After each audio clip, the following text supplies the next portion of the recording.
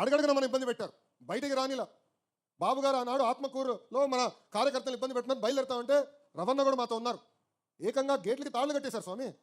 పులిని నీళ్ళని లోపల పెడతారు. వాళ్ళు అనుకున్నారు చంద్రబాబు నాయుడు గారిని జైలుకి పంపిస్తే ఈయన ఏదో ఫీల్ అవుతాడని.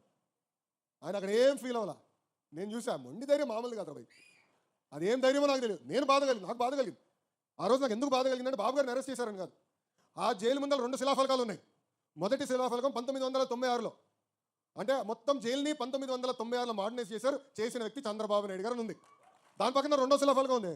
అది 2014 నుంచి 19 మధ్యన ఏ బ్లాక్లో అయితే చంద్రబాబు నాయుడు గారు మేము కలిసేవాళ్ళం అది కూడా చంద్రబాబు నాయుడు గారే చేశారని. అంటే చివరికి జైలుని కూడా అభివృద్ధి చేసింది చంద్రబాబు నాయుడు గారిని. అలాంటి వ్యక్తిని జైల్లో పెట్టారని ఆ ఒక్క క్షణం బాధ చేసింది. బాధ కలిగింది నాకు. బాబు గారిని చూస్తే కళ్ళంటే నీళ్ళు వచ్చింది. ఆయన ఒకటే, ఎందుకురా భయపడుతున్నావు, ఎవడేం చేయగలుగుతాడు మంది, ప్రశాంతంగా ఉన్నాను ఇక్కడ, కేసు అన్ని చదువుతున్నా, ఏం పర్వాలేదు, మీరు సరిగ్గా బయట పని చేయట్లేదు, ఇంకా పరిగెత్తండి అంటే ఆ మొండి ధైర్యం ఎవరు అనుకోలే. అందరూ అనుకున్నారు బాబు గారిని జైల్లో పెడితే కుమిలిపోతారు, ఇబ్బంది పడతారండి. చూసాం కదా పులి. ఆ రోజు జైలు బయటకు వచ్చినప్పుడు కూడా పులిలాగా వచ్చిన వ్యక్తి. ఇది మనం మర్చిపోకూడదు. ఎందుకంటే ఇప్పుడు మన అధికారంలో ఉన్నాం, సెల్యూట్లు కొడతారు, గ్రీన్ కార్పెట్ ఏమన్నా వేస్తారు, రెడ్ కార్పెట్ ఏమన్నా వేస్తారు బా. కానీ కష్టకాలాలు మనం మర్చిపోకూడదండి. ఎన్ని ఇబ్బందులు ఎదుర్కొన్నా మనం మర్చిపోకూడదు. నేను పదే అన్ని మీటింగ్లు అంజిరెడ్డి తాత గురించి చెప్పా, మంజులారెడ్డి గారి గురించి చెప్పాను. ఏకంగా మన గాంధీ గారు ఉన్నారు విజయవాడ కార్పొరేటర్గా. అక్కడ ఉన్నవారు ఆయన పైన దాడి చేసి కన్ను తీయేశారు. ఒక కంటి చూపు పోయింది. ఇంకా వాళ్ళని ఆదర్శంగా తీసుకోవాలి.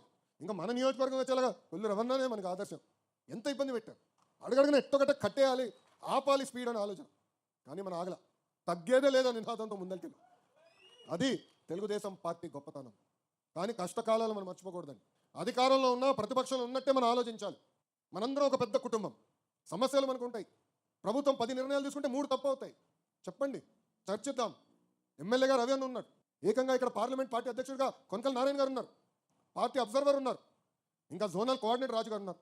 పల్లా శ్రీనన్ ఉన్నాడు. నేను ఉన్నా. మనం ఆడుకోవాలి, చర్చించుకోవాలి. మనం ఏదైతే తప్పు జరుగుతుందని భావిస్తామో అది తీర్చిదిద్దే వరకు మనం పార్టీ లోపల పోరాడాలి.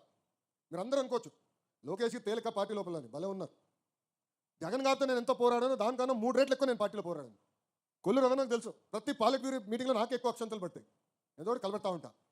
మహానాడు కడపలో పెట్టాలన్నప్పుడు చాలామంది అన్నారు ఎందుకు ఊకేంది, ఒక విశాఖపట్నమో విజయవాడనో తిరుపతి చాలు కదా అంటే, లేదు, పార్టీ విధానం మారాలి. ప్రతి సంవత్సరం కొత్త జిల్లాలో మన మీటింగ్లు పెట్టాలి.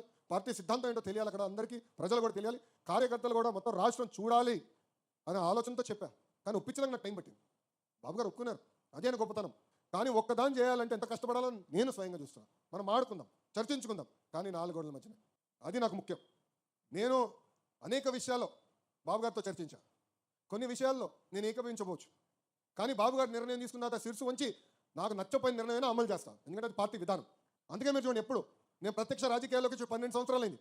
ఏనాడైనా బాబు గారు లోకేష్కి గొడవ జరిగిందని ఎవరన్నా అనగలుగుతారా? సాక్షి తప్ప, ఆఫ్కోర్స్. ఆ బులుగు మీడియా ఉంది కదా, ఎప్పుడు రాస్తాడు, ఎప్పుడు ఉన్నది. కారణం ఏంటంటే పద్ధతి ప్రకారం మనం నడుద్దాం. తప్పు జరిగినప్పుడు తప్పు జరిగిందని చెప్పాల్సిన బాధ్యత మీ పైన ఉంది. ఆ తప్పుని సరిదిద్దుకునే బాధ్యత కూడా పార్టీ పైన ఉందని ఈ సభాముఖ కార్యకర్తలందరికీ నేను తెలియజేస్తున్నాను. మీరందరూ డోర్ టు డోర్ తిరిగారు.